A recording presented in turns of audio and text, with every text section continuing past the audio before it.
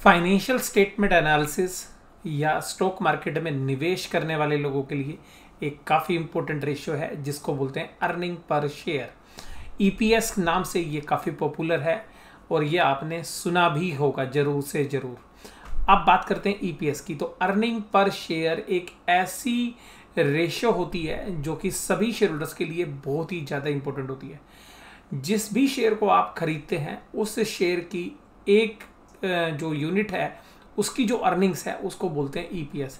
मान लीजिएगा आपने टाटा स्टील का एक शेयर खरीदा जिसका भाव 1500 रुपये। तो आप ये जानना चाहेंगे कि जो 1500 रुपये का आपने जो शेयर खरीदा है वो वास्तव में कंपनी कितने रुपए एक शेयर पर कमाती है, क्योंकि कंपनियां जनरली अपना प्रॉफिट पूरा टोटलिटी में शो करती हैं।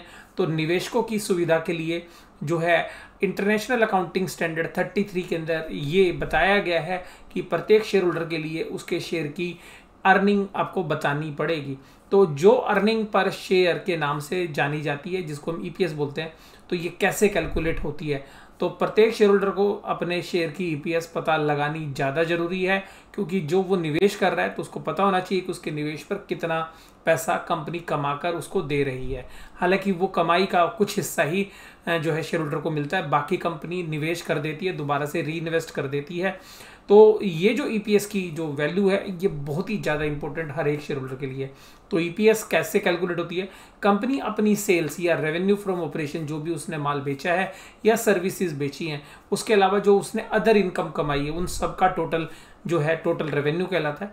उसके बाद सभी खर्चे काटने के बाद जो कि बिजनेस के अंदर मटेरियल की कीमत, ट्रेडिंग स्टॉक की कीमत, अपने एम्प्लॉइज़ या स्टाफ के जो खर्चे हैं, मिसलेनियस खर्चे, इंटरेस्ट की कीमत, डेप्रीशिएशन यानी कि जो भी असेट्स की वैल्यू डिटोरिएट हुई है, इसके अलावा जो भी टैक्स और जो भी ब्याज के रूप में पैसा दिया गया है, इसके साथ साथ जो कंपनी के प्रेफरेंस होल्डर्स हैं उनको भी जो डिविडेंड के रूप में अमाउंट दी गई है, उन सबको घटाने के बाद रेवेन्यू में से जो इनकम बचती है उसको कंपनी के सभी शेयर्स, जितने भी शेयर्स आज बाजार में इशू हैं, उन शेयर्स के नंबर से डिवाइड कर दिया जाता है। तो प्रत्येक शेयर का ईपीएस कैलकुलेट होता है। तो निवेश करने से पहले हमेशा उस शेयर्स का ईपीएस जानिएगा कि कितने रुपए के शेयर्स खरीदने के बदले में कंपनी आपको कितने रुपए कमाई करके देगी।